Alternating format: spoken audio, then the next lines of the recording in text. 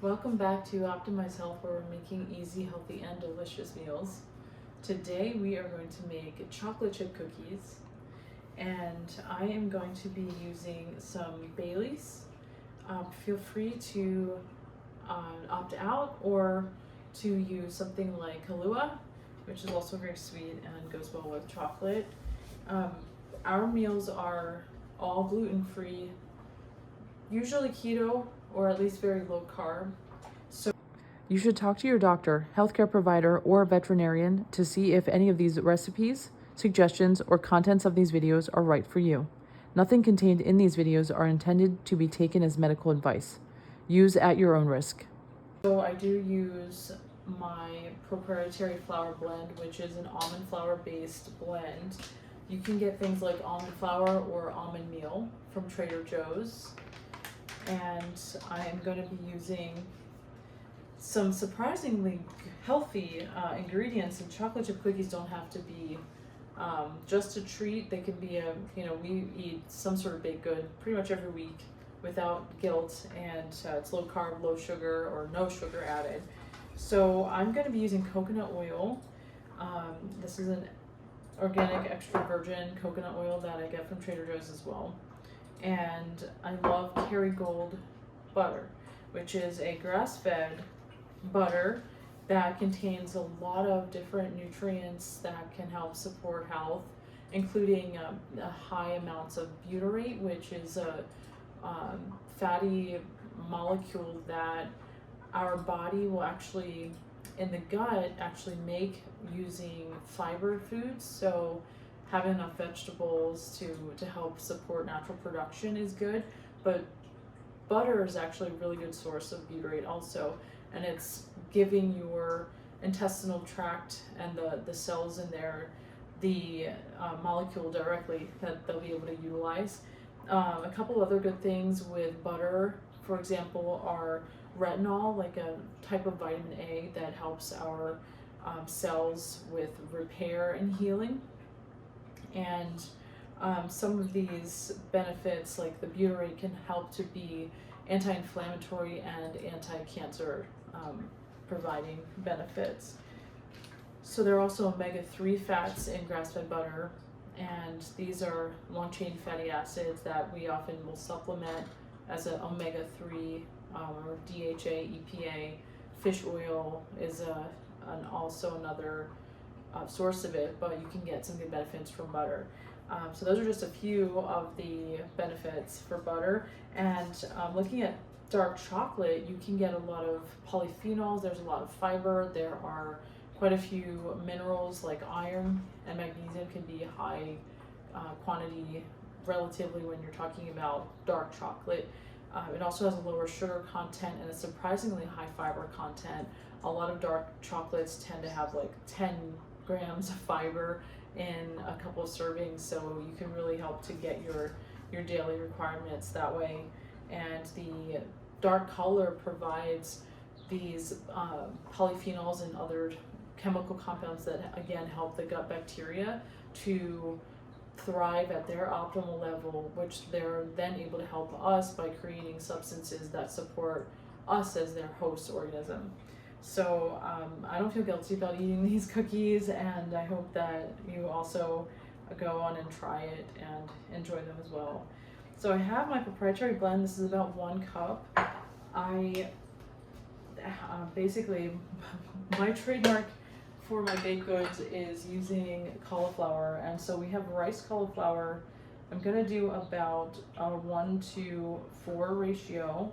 So about a 1/4 cup of cauliflower in this recipe to about 1 cup of proprietary blend, just very loosely packed 1/4 cup here. And this is really a good addition. Cauliflower, perhaps I'll branch out and use some other types of veggies like zucchini or other delicate squash that you can blend up easily, and it doesn't really have a strong flavor.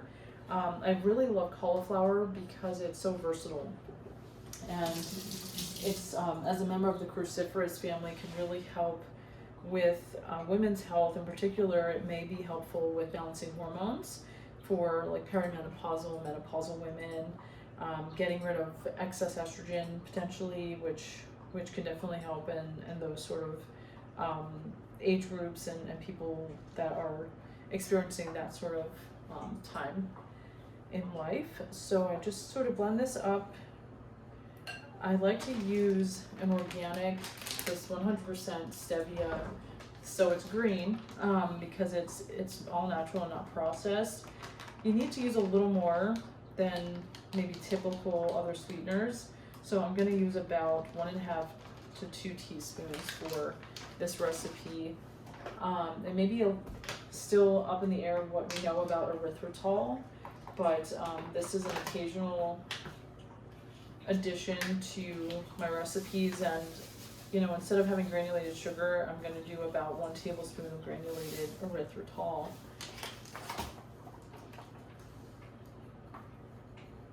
And this is a sugar alcohol that's supposed to have minimal impact on the gut, as well as minimal or no impact on your glucose levels, and therefore hopefully also not affecting insulin levels much. So that's going to be blended up. I am melting some butter over here, and what I want to do is add some of my wet ingredients. So I like to use this Princess Cake and Cookie.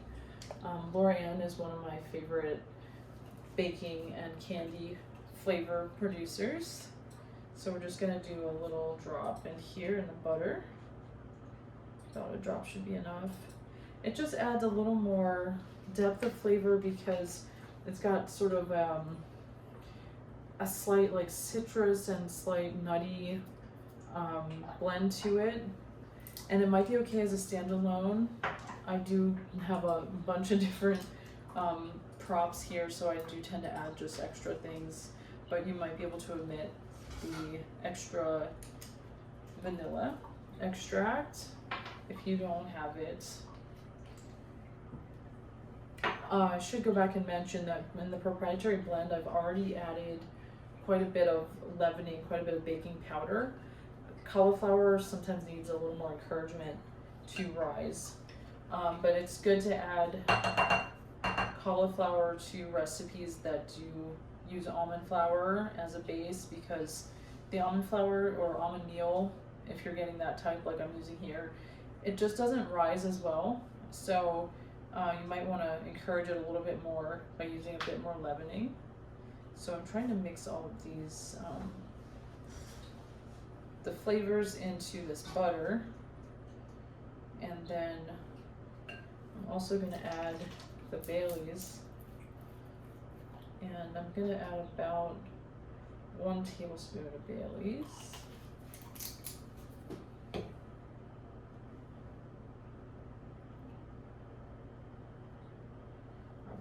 It's easy, put it back in there. We're going to use it as our mold to make these cookies. So that was about 1.5 tablespoons of butter. I do like to also use some coconut oil if I need extra. So I'm going to melt some of this as well. And I'm going to do about another tablespoon coconut oil. That should melt pretty quick. Preheated this up.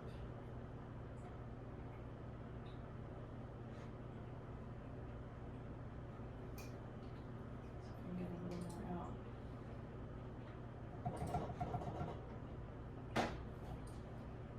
I've selected a few chocolates. You can add anything you want, whether it's nuts or chocolate or some sort of like sea salt you might want to put in or on the top. I'm going to do a 72% Belgian chocolate, and it comes in little squares. This is also one that we get from Trader Joe's. I'm also going to do a little bit of this coffee chocolate, and this one I broke up into really tiny pieces, and I'm going to add that in once we get this batter a little more moist. Working with some of these alternative flours, they can be very dry. So if you're having some challenges with that, you might consider adding something like seltzer, flavor or unflavored, depending on what sort of baked goods I'm making. I might want to boost the flavors of like a pie crust or a cookie or cake with a cream soda flavor. Sometimes I use a cherry flavor for like brownies that can be really good, blend with chocolate. So this is looking like a pretty decent crumb kind of dough forming here. So I'd be pretty satisfied if I were making a shortbread, which you should check out our link for our shortbread recipe. It's one of my favorites, shortbread cookies. I love them. So that's going to be a similar starting point, but we're going to want this to be a little more moist. So I am going to add seltzer, and I do have some plain. Probably can't go wrong with plain, but if you think there's any flavors that might be good, try to be sparing. I'm going to do about 1 tablespoon and see how that goes. Sometimes with baking, especially with me, I don't measure things, but I try to be more like explaining the science of how you guys can figure it out for yourselves in your own kitchen too. And so those are just some tricks if you want to learn how some of these recipes might be manipulated as you're like converting to a low carb sort of alternatives. So I'm going to add my chocolates now, and just a little bit of the caffeine one. I broke it up into smaller pieces.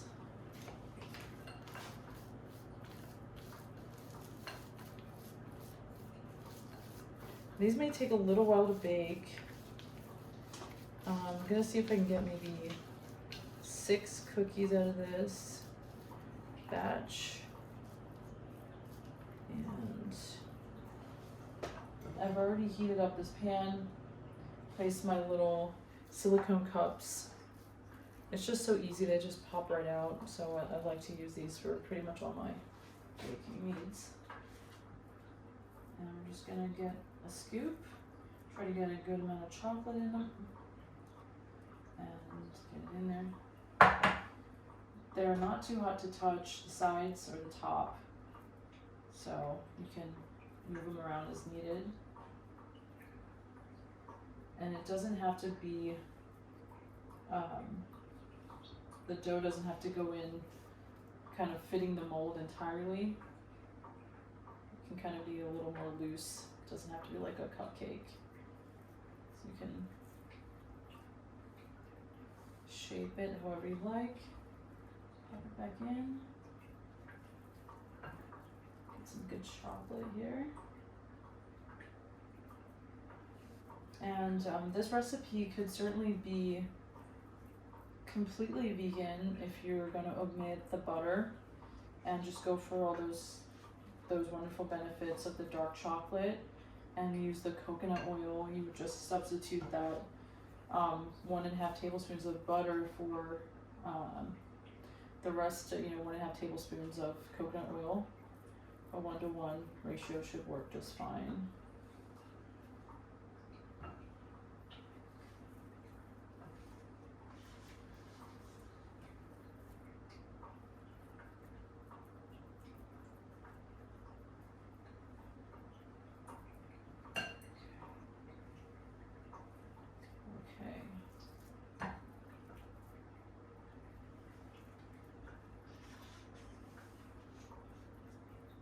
I can get this extra bit in here.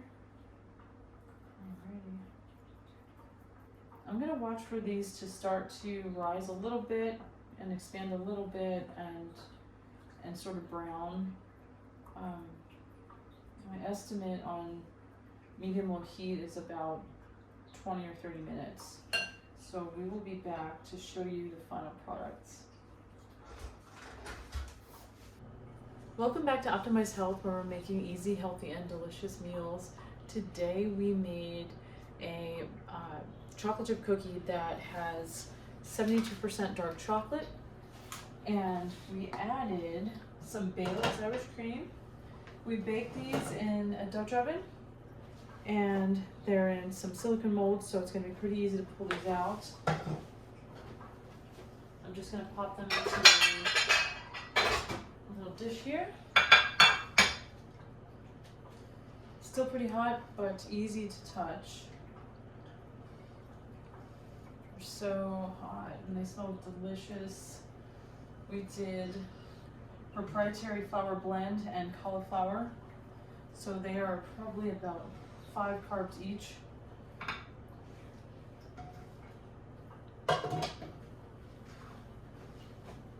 Wonderful. So let us know if you try the recipe, what you think, and leave some comments, some suggestions, and please like and subscribe to our channel.